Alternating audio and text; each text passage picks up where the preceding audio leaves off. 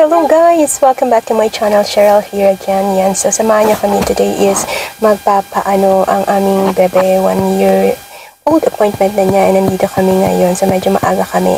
Ayan. So, samahan niyo kami guys!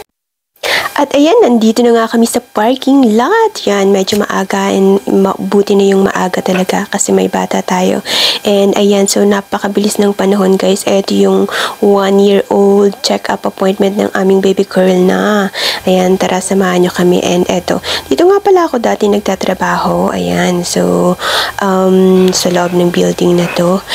And sa same clinic din, ayan, so, pero hindi na tayo makabalik kasi nga meron na tayong baby girl, ayan, so nahirapan tayong maghanap ng trabaho na day job, kaya ngayon yung tina-target ko is nighttime job, so napakahirap maghanap ngayon, ewan ko kung ako lang nahihirapan, ayan, so, dahil may specific, ako, oras na gusto kasi yun nga panggabi, and eto na nga guys, nandito na kami sa loob ng building at saka pinaglakad ko ang aking tabebe para nasa mood siya mamaya. And ayan, so gustong-gusto niya kasi itong naglalakad talaga. Ayan, medyo malayo-layo din yung nilakad niya kasi mula din sa elevator na pinasukan namin, pinaglakad ko na siya dito. And ayan, gustong-gusto naman niya, nakakatuwa. Napakabilis ng panahon, ayan, so talagang enjoy na enjoy niyang maglakad.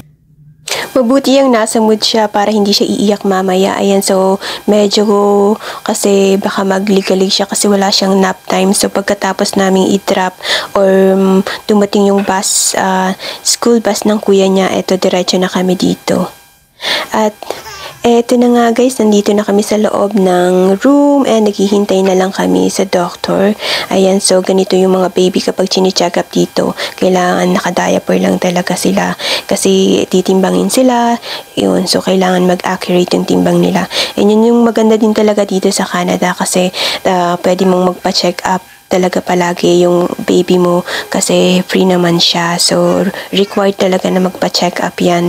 Yung 1-year-old, 6 months, 1-year-old, yan. So, kailangan pa-check up yung baby. And eto na nga guys, tapos na kami and napakaganda ng weather. Ayan, so, nag-start na ring manilaw yung mga dahon kasi nga medyo naglalamig-lamig na ng konti.